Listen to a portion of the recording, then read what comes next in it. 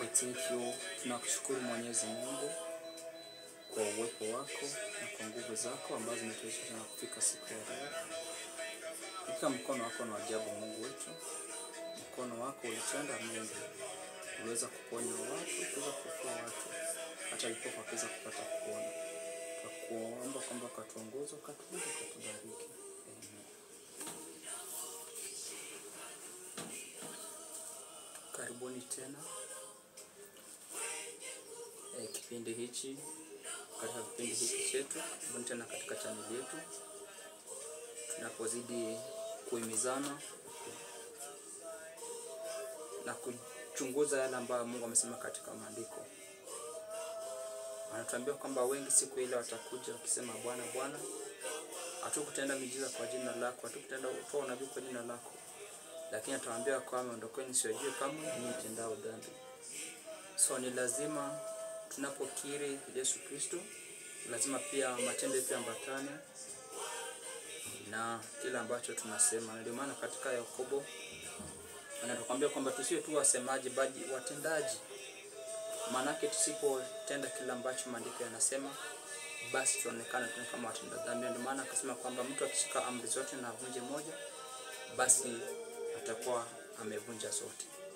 Na tumeona hiyo katika dhana nyingi sana, ambapo watu wanapata kwamba wameshika amri karibu zote, lakini kuna amri moja ambayo wamekataa, amri ya Sabato. So wanasema kwamba Sabato haina maana, naweza fanya ibada siku yoyote, bora tunamwabudu Mungu. Hapana, ni lazima tuheshimu kile ambacho Mungu amesema. Kama Mungu alibariki siku ya saba akaitenga, basi na akaibariki akaitakasa, hatuwezi kuitangua, bali kufanya vile maandiko ambayo yanasema. Kuna wale ambao wanasema, unasema nini mtu wa Mungu? Imetupasa kumuabudu Mungu kila wakati. Hiyo ni katika Luka na kubaliana, lakini siku ile ambayo Mungu ametenga, siku ya ibada, ndiyo ambayo tunaongelea. Imempasa kuabudu Mungu kila saa. Ndio maana tunapoenda safari unaabudu, unaomba. Unapotaka kufanya jambo lolote unaomba. So hiyo iko sahihi, lakini siku ambayo Mungu ameitenga akasema, basi hii ni ya kwangu, ya kunitukuza mimi na kukumbuka uumbaji wangu, ni siku ya saba ambayo ni Sabato takatifu kwake. Ametupa siku 6 kufanya mambo yetu, lakini siku ya saba ni yake. Hebu fikiri kama angeza kutupa siku 6 za kufanya ibada, alafu siku moja tufanye kazi. Hatungeweza. Tungeona kwamba Mungu wetu sio wa upendo, ama ingekuwa ni kikwazo kati yetu na yeye. Lakini tunaona kwamba ametupa siku 6 tufanye mambo yetu yote, lakini napofika siku ya saba tukanyenyekea na tukakuja mbele zake. So Sabato hakika tunaambiwa kwamba ni ishara kati yetu na Mwenyezi Mungu. Na Sabato ilianza kule mwanzo. Tunapata katika uumbaji, baada ya Mungu kuumba akastarehe siku ya saba akaitakasa. Tunaposoma katika kitabu cha Genesis ama Mwanzo 2 mstari wa kwanza hadi wa 2, maandiko yanakuambia kwamba mbingu na nchi zikakamilika katika siku ya 6, na siku ya saba Bwana akastarehe, akaitakasa na akaitenga. So tunaona kwamba Sabato ni siku ambayo Bwana ameibariki, akaiweka utakaso wake pale. So ukitaka unaweza weka hapo, lakini hakuna mtu ambaye atatakasa. Na tukaambiwa pia Bwana wa Sabato ni Yesu Kristo. Wengi wanaenda mbali sana, wanasema kwamba maandiko yaliposema kwamba mwana wa Adamu ndiye Bwana wa Sabato, sasa wanasema kwamba Sabato ni Yesu. Hapana, kuna Sabato na kuna mwenyewe ambaye ni Yesu Kristo. Vile vile kuna Jumapili na kuna mwenyewe. So ni lazima tuweze kujua Sabato inaashiria nini na ina uzito gani katika Ukristo ama katika imani ya kibiblia.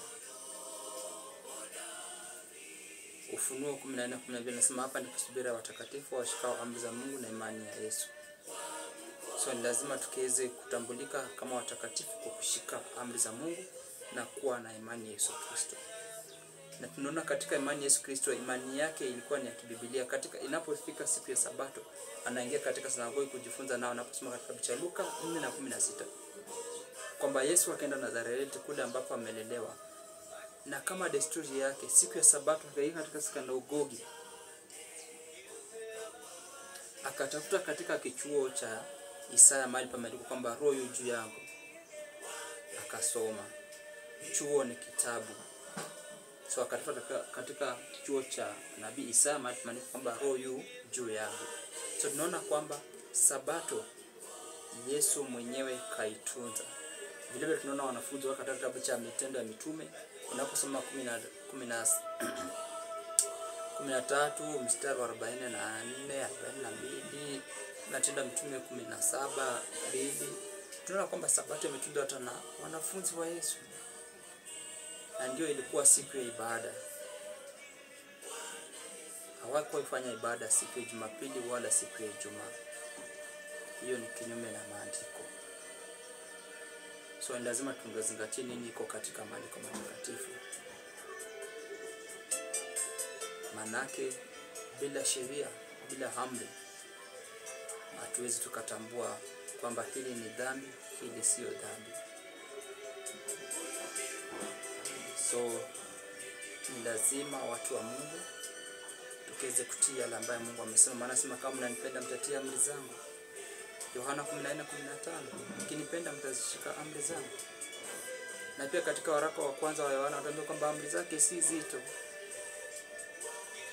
Na kuna wale ambao wanasema amri ziliisha katika msalaba. So wanasema katika Agano Jipya hakuna amri. Si hivyo ndugu zangu, tunakosea. Na hivyo tutapaswa hukumu. Katika Agano Jipya tunaona kwamba amri zimekuja baada ya Yesu kuja na neema. Lakini sasa ziandikwa katika zile mbao mbili za mawe zilizokuwa zimeandikwa katika Agano la Kale, bali zinaandikwa katika nia na moyo yetu.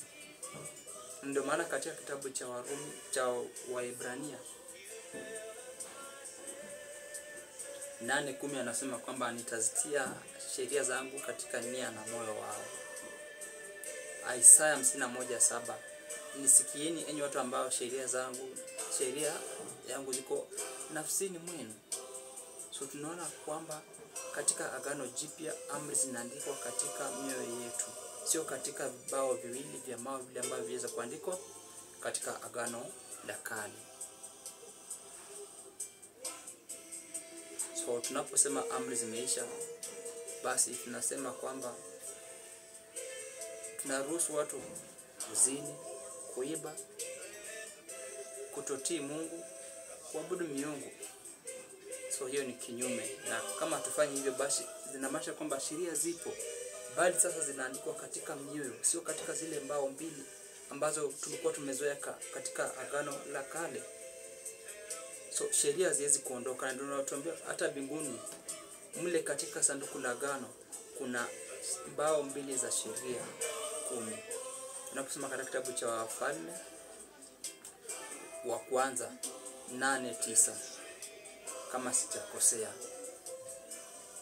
utapata kwamba katika lile agano la kule mbinguni kuna amri 10 ambazo zinapatikana mle ndani. So hatuwezi kuwa kwamba tunasikiza mafundisho kama hayo na tunanyamaza watu wa Mungu. Lazima tupinge uovu. Ndio maana Mungu akaambia Isaya, paza sauti yako, piga kelele, waonyeshe nyumba ya Yakobo dhambi zao. So ni lazima tutambue dhambi.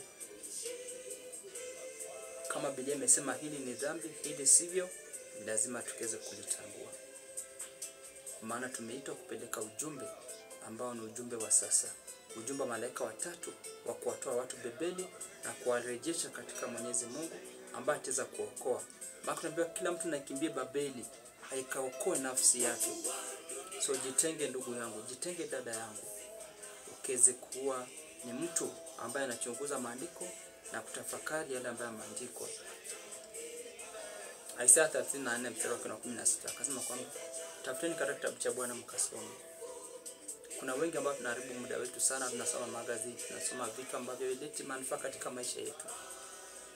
Na mimi nilikuwa mmoja wapo, lakini nilipopata ukweli nikasema Mungu nisaidie sana. Maana umenitoa mahali ambapo ningekufuata kama sijui kwamba kuna mambo kama haya. So sasa sio muda ambao tunasoma magazeti, tunasoma vitabu ambavyo zileti havituvuti karibu na Mungu wetu. Ndio maana katika kitabu cha katika Paulo anasema katika Agano Jipya anaita kwamba elimu ya dunia hii ni pumbavu mbele za Mwenyezi Mungu. So lazima tusome vitu ambavyo vinatuvuta karibu na Mwenyezi Mungu. Yakobo 4:8, mkaribie Bwana naye atakukaribia.